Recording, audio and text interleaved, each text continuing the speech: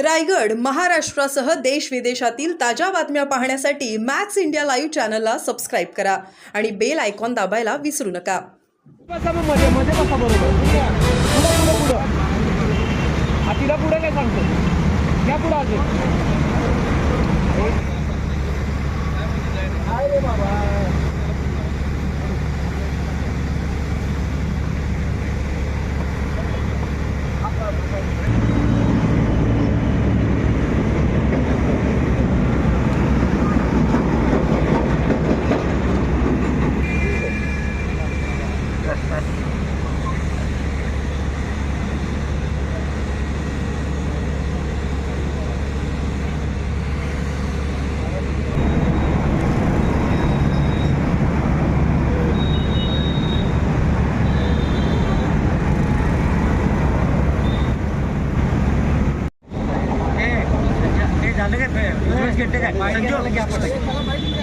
क्या पटपट असं ठीक आहे पाहिजे घ्या पटकन लाईव्ह फोटो पंड्या व्यवस्थित घ्या तसं परत म्हणायला नाही सांगितलं होतं. आता काय करतो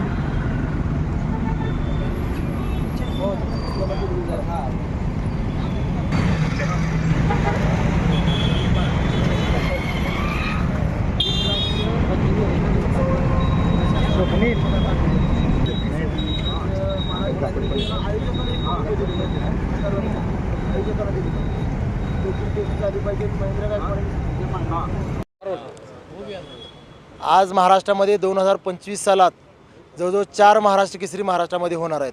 ते खरोखर वर्षाला एक महाराष्ट्र केसरी झाली पाहिजे. आज एका वर्षात 4 महाराष्ट्र केसरी ह्या महाराष्ट्रामध्ये होणार आहेत. ज्या महाराष्ट्र केसरी पदामध्ये जे वजन होतं, एक वलय होतं, ते ह्या दोन्ही संघटनेच्या वादामध्ये कुठंतरी कमी व्हायला लागले. 4 महाराष्ट्र केसरी, त्याचबरोबर युवा महाराष्ट्र केसरी, कुमार महाराष्ट्र केसरी, ग्रिको रोमनचा महाराष्ट्र केसरी, महिला महाराष्ट्र केसरी, म्हणजे ह्या महाराष्ट्र केसरी पदाचा खेळ लावला या संघटनांनी. म्हणून या संघटना दोन्ही समन्वयानं जर एक महाराष्ट्र केसरी स्पर्धा घेत असतील तर ठीक. त्याचं सरकारनं ह्यात लक्ष घालून सरकारनं ह्यावर नियंत्रण ठेवून सरकारची कमिटी नेमून राज्यामध्ये एक महाराष्ट्र केसरी दरवर्षी झाली पाहिजे.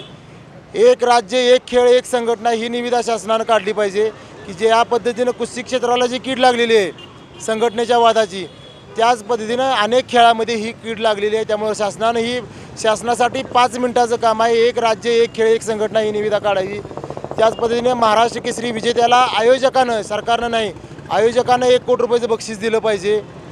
त्याच पद्धतीनं ज्या पद्धतीनं 3 वेळा महाराष्ट्र केसरी झाल्यानंतर DYSP पदी थेट नियुक्ती होती, त्याच पद्धतीने एक वेळा महाराष्ट्र केसरी झाल्यानंतर PSI पदी तर नियुक्ती झाली पाहिजे. शिवराज राक्षे, महेंद्र गायकवाड यांच्यावरची 3 वर्षाची बंदी उठली पाहिजे आणि राष्ट्रीय स्पर्धांमध्ये जात असताना पैलवानांची डोपिंग टेस्ट झाली पाहिजे. ज्या पद्धतीनं सगळेच खेळ डोपिंगच्या विळख्यात अडकले त्या पद्धतीनं कुस्ती क्षेत्रसुद्धा अडकले. त्यामुळे त्यासाठी शासनाच्या वतीनं डोपिंग टेस्ट झाली पाहिजे, जेणेकरून पैलवान ज्या डोपिंगमध्ये अडकलेत ते त्यातनं बाहेर निघतील. ह्या प्रमुख माझ्या 6 मागण्या आहेत.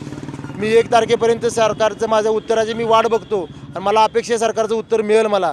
नाहीतर 1 तारखेनंतर राज्याचे मुख्यमंत्री, दोन्ही उपमुख्यमंत्री, आदरणीय पवारसाहेब, आदरणीय उद्धव ठाकरे साहेब, ह्या 5 प्रमुख नेत्यांना भेटून 1 तारखेपासून 5 तारखेपर्यंत ह्या 5 प्रमुख नेत्यांना भेटून 5 तारखेनंतर मंत्रालयापुढं आमरण उपोषणाला मी बसणार आहे.